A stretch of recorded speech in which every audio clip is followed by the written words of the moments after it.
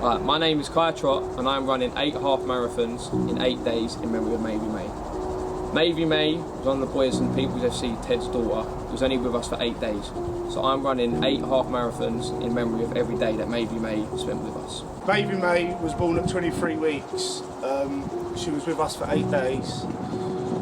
We had her very premature, obviously. We wound up in the NICU unit in St Thomas's Hospital.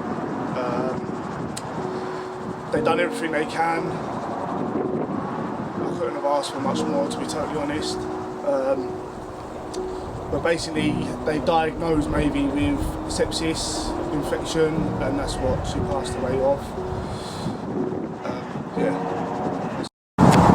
So Kai, talk us through day one of your 8-day marathon. So day one was probably my favourite day because it was easy to be honest. I started off, I felt fresh, and I hadn't done no training for this as well. I just jumped straight into it. I ran from my mum's to my work, where my mum was at the time. Then I ran and met up with Jamie Lyons and Rory, and Jamie Lyons rode for a bit with me around Danson Park, and that just made it a lot easier. And then after the first day, I felt fresh. Talk us through day two. Day two was one of the harder days because it was the only day I was at work the whole week. So what I had to do was do 10 kilometres in the morning. So I got up about 5, I did 11k in the morning, and then the rest of the day I was falling asleep at work, so I was knackered. And then I went home from work and I ran the final 10k. But where I split it up and I trained in between the running, that just made it 10 times harder. So that was one of the harder days as well. Talk us through day three. Day three was was a day when it started to hurt a little bit. So I've always had problems with long distance running with my calves, and I remember jumping off from a curb to go onto a road and my calf went, and that was just a really uneventful day. There was no one there watching or nothing, so nothing really happened on that day, to be honest.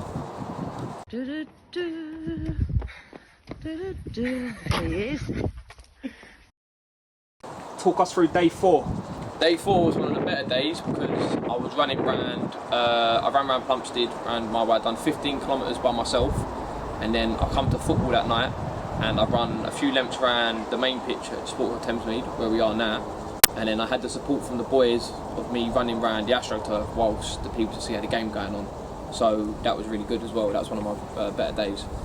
From day 5 was when I started to think, you know what, this is one of the hardest things I've done. So from day 5 onwards was when it started to get really, really hard. Talk us through day 6.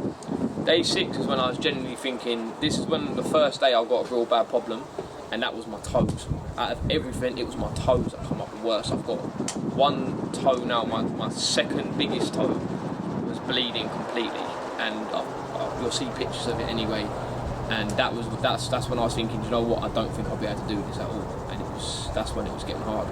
And what makes it worse is as well, I went out the night before and that didn't really help either. That made it 20 times worse. Talk us through day 7. Day 7 was a day when I was like, you know, like, that was the worst time I've got because it was raining. I think that was the day when it was raining. It might have been the day before. Whatever that was, it was raining as well, made it a lot worse. But Saturday was a day when I was like, you know what, I had a bit of motivation thinking tomorrow's the last one. When I finished the one on the last day, everyone's going to be there and stuff. So that's when it was getting a little bit easier. And talk us through the last day, day 8. No, the last day, it was weird because as I was running, obviously that's when I'm going to be in the most pain, the last day. But I had the motivation of Ted and Ted's family was going to be at where I was finishing at the finish line. My mum was there, my mum's auntie was there, I had friends there. So the motivation for it all was seeing everyone at the finish line, which was a pub in Greenwich. But the craziest thing about it is as I was running, I thought I'm never doing anything like this again. But then the second that I finished and the boys bought me a few drinks and I was like, you know what, I could do one tomorrow. Kai, what would you say your biggest weakness is? Oh, what, in life or? In life or running, football? My left foot.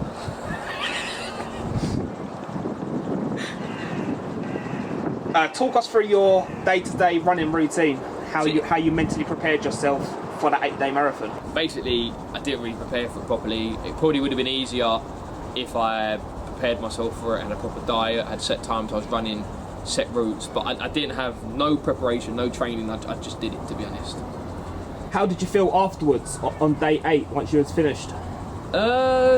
It's like I said before. It was like I was so glad it was done, but then at the same time I was like, if I needed to do another one, I could have done it.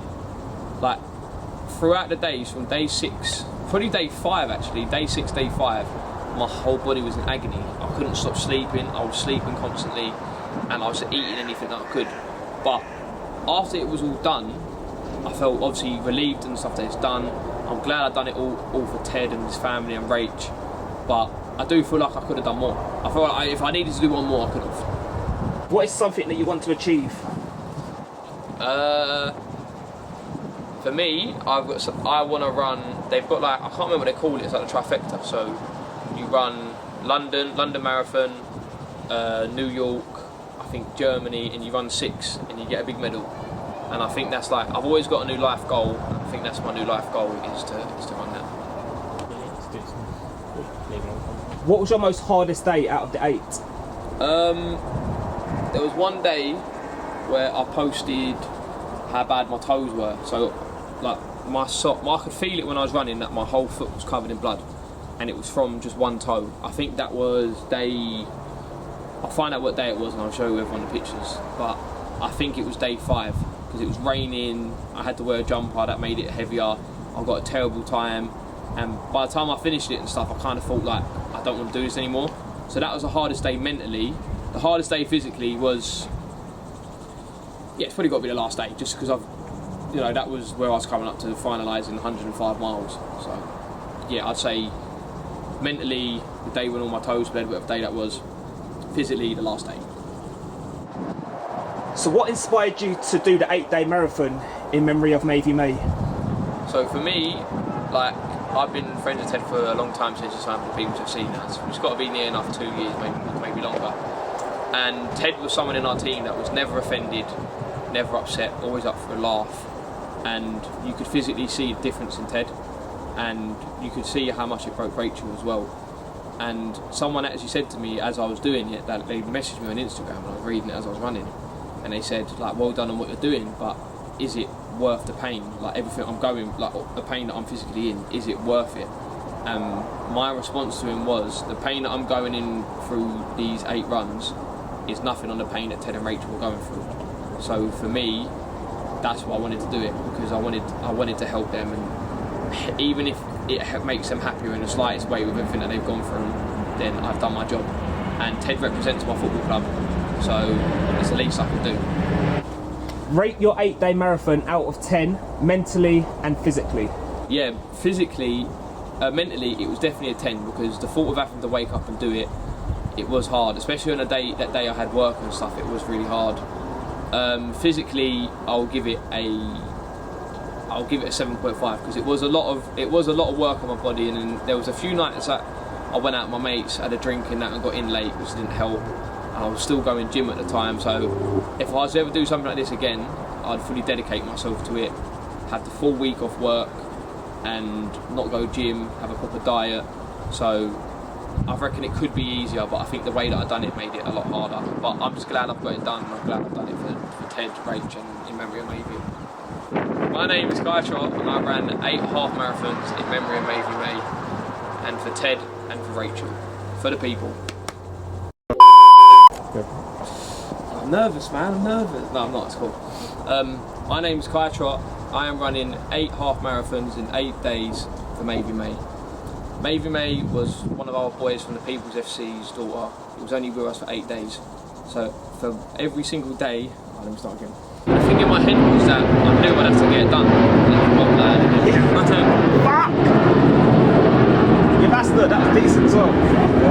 Because it was so hard to wake up and know that you've got to do that. And then I have to do it again. I just keep playing. That's fine. Rate the 8 days out of 10, emotionally and physically. Okay, emotionally, so like mentally. Do that again. Say mentally, Lou. Mentally, bro. You're fucking me up. Mentally, it was a 10. That's how hard it was. It was a 10. Leave it. We'll get on with it. Your name is Guy Trott, and I've run 8 marathons in 8. It's not 8 marathons. 8 half marathons. Right. That's a bleep.